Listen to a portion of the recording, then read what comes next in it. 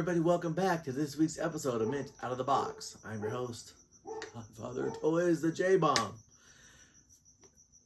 It's not as late as it has been, but we're working on it. Are we? We're trying. And when you hear the sarcastic comment in the background, it has to be the one, the only, my co-host, the lovely one, my life. My wife, Producer Steph. Producer Steph, how are you doing this week? We are exactly 7 days away at filming time from Halloween, and of course, that means our annual Halloween Spooktacular is just around the corner. It is. I'm excited for our Spooktacular this year. Yeah, it kind of crept up on me. Usually the last few years I've done the 4 weeks of Halloween, but the only thing I'd probably be opening is all the NECA figures I bought during the pandemic that I haven't opened up yet. So I probably will be opening up one of those just for the event, just for the Halloween. But it's always a special episode on the Spooktacular, so we'll actually be filming that here pretty soon, and that will come out before or on Halloween. We will get it done. That's our thing. We will get it done. As you saw last week, I opened up the Batmobile here, and I alluded to these Batman figures, and within 2 days of filming the episode, we went out and found an extra set. Who found? I bought some of these too, so let's all calm down. So, with that in mind, we don't assign blame here at Mint Out of the Box. Yeah, keep that in mind. Shove me out of the way for some more toys. Don't get in the way of the toys. I was. Rule number 1 in this establishment: thou shalt not get in the way of the toys. I Brother, wasn't in the way. You was. Sister. Or you wouldn't have been moved. So. Are you done? You're about to be done. Are you going to put your toy together? I'm trying. Are you done talking ass? Never. So, as we talked about last week, this set, basically a beefier, McFarlane of course, a beefier version of the Batman animated figures. I opened up the Mr. Freeze because he was my favorite. And I think I'd kind of moved on from the line when Mr. Freeze came out. I don't think I have him up there. I don't think I do at all. But this is the Mr. Freeze. I'm kind of disappointed he doesn't come with a more elaborate gimmick, but in the cartoon he just had this gun, which I'm all for suspending disbelief, but I don't think he could get a lot of freeze power in such a small weapon. I always like the backpack with all the stuff in it, but he comes like this. You can remove his little gimmick here, gimmick helmet, and then you can never get it back on. And the cool thing about these Batman animated were the kind of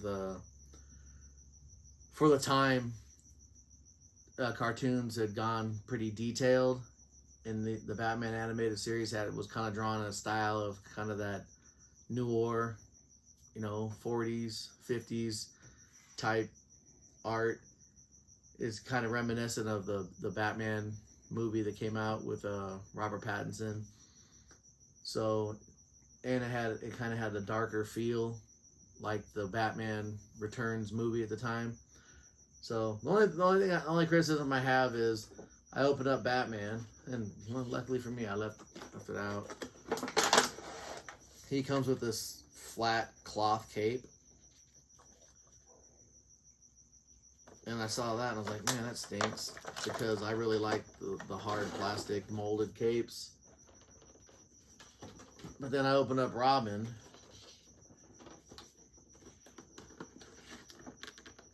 and he's got the plastic molded cape. I actually pulled his little weapon out here, so I put that back until I opened them all up. I thought that was weird, but whatever.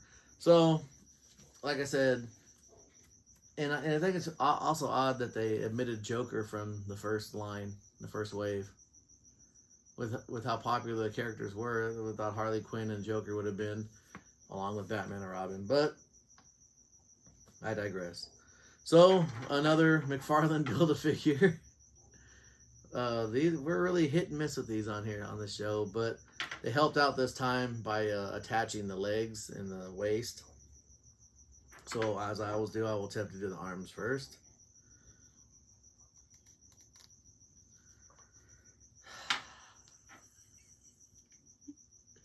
What did I tell you? Okay, I got one arm in. Fairly easy. Ooh. I heard a pop.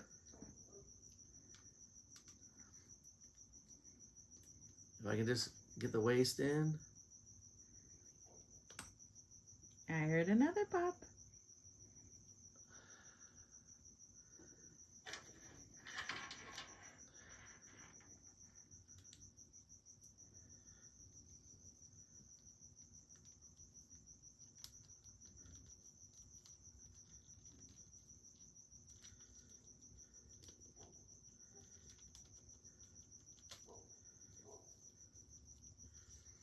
Got two little squares here where this can plug into his back.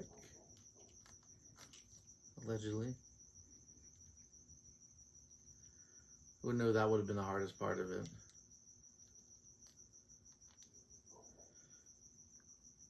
And you throw in his ketchup and mustard guns. Figure's a mess already. I mean, he has ketchup and mustard guns. Why would it not be a mess? Leave. Oh no, there we go. I got the pop in.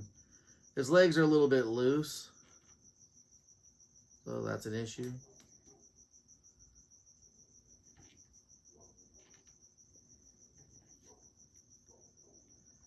So his posability. Seems very stiff. When his legs at the hips are kind of loose. So I might have to use a stand for him or something. Because his backpack is too big and these, like, look, I mean, look. Oh. It's not good. So I will stand him here so he doesn't fall over. That is the Condiment King. Fairly easy put together. Limbs could have been a little bit tighter, but anytime you can buy 4 figures and get a 4th free, and this is a figure I'm pretty sure they never made in the line. So that's pretty cool. As I said last week, I really like this show. I really regret I kind of was focusing more on a couple other lines at the time. And so, and then as the Batman lines tend to do,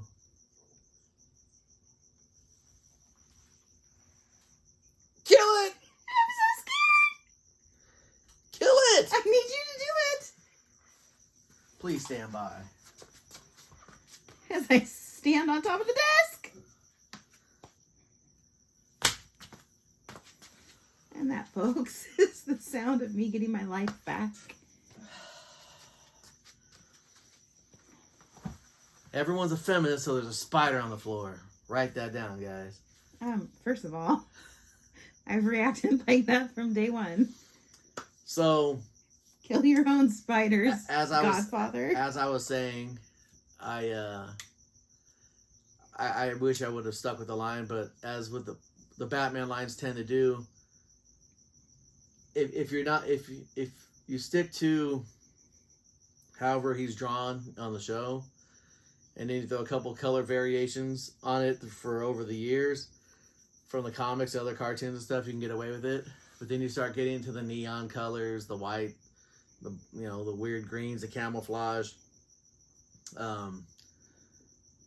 Like Batman's Batman. You know what I always say is when they have a line like that, you make your regular colored Batman, however it was in the show. Then you do like a kind of a flashback one of him in the blue and gray. Or just different versions like that. So you always have a regular represented Batman in the line as long as the line goes. Because if kids or anybody gets into the line 2-3 years into it and they're not making a regular Batman, like in my opinion, they should do like in Star Wars. Every time they made like say this is the original line of Batman, Robin, Scarecrow, Mr. Freeze.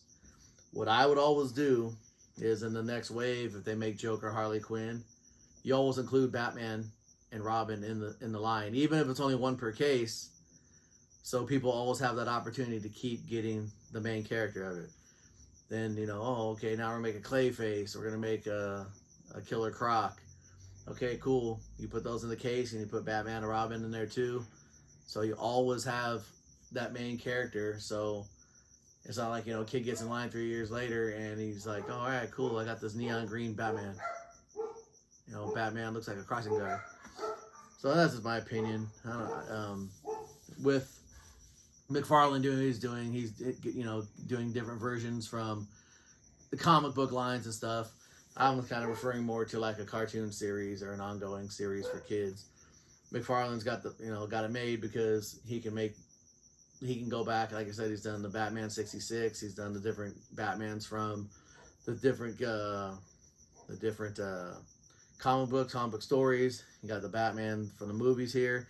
I mean, the McFarlane even announced they're making figures from Batman and Robin, the universally panned movie from the 90s with George Clooney, Chris O'Donnell, and Alicia Silverstone. The movie was kind of dog shit, but I love the figures. I still got them over there. I still got almost that whole line over there. Because even though they had nipples on the costumes, they were cool looking costumes. And the figures were great. And these McFarlane figures look, they look, I can't wait to get them. So, like I said, these are in the stores now, obviously, because the day after I was filming last week, I was able to go buy them all. So they're popping up here and there. You might have to look. I found Robin last. So, and there's a chase of the Scarecrow. Yes, we know there's a chase of the Scarecrow. You know, I'm tired. Some of the days run together and stuff. Could be worse.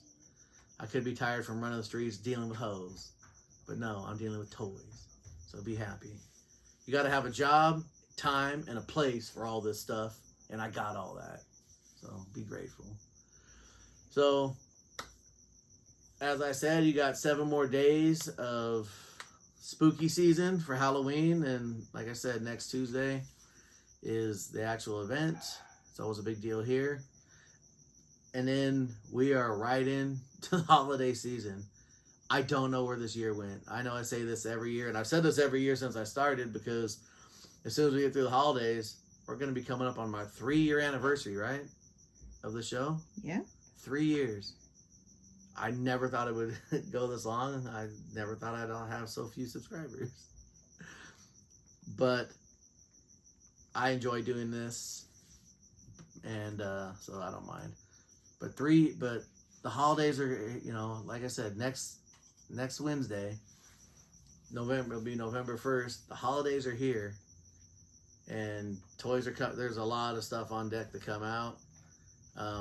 Producer Steph and I usually go broke just in the stores, but now we've decided, hey, we're going to go even broker by getting on board with. Steph bought the Giant Man Hasbro Pulse last night, but we won't be doing a review to that till sometime next year at this time.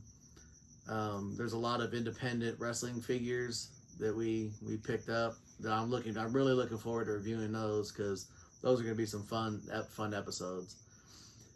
And then come January 2024, my last official full year of my regular job. I've been working for 28 years, and we'll be one step closer to getting out of here and having a whole new studio and a whole new everything. So, God willing, that's the plan. It's going to be a lot coming up. So we have the holidays. So the Spooktacular will probably appear on or around Halloween. So I will say it now. Hope you all have an awesome Halloween. You know, it's my favorite holiday. Be safe out there. You know, watch the kids. It's a crazy ass time out there in the world, so you never know what's going on. So stay vigilant. Have a great time with your friends and family. Watch Halloween, the granddaddy of them all horror movies. And when I see you guys again after the Spooktacular, we're going to be head first into Thanksgiving. You didn't even tell them where we went. Oh, and as we leave the show, the lovely one, producer Steph, myself, and the two young ones that y'all will see on the show here and there, I decided to take them back to my hometown where I grew up, and I took them to the actual Myers house that they used in the film in the 1978 classic Halloween. So as I say goodbye and we fade out, producer Steph will show you some pics from that day, and hope you guys enjoy them. Have a great, safe Halloween. I will see you for the Spooktacular. Thanks for watching. See you next week.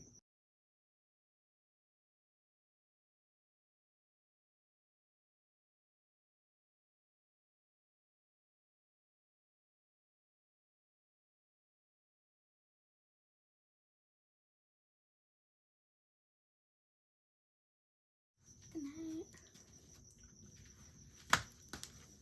Booyakasha!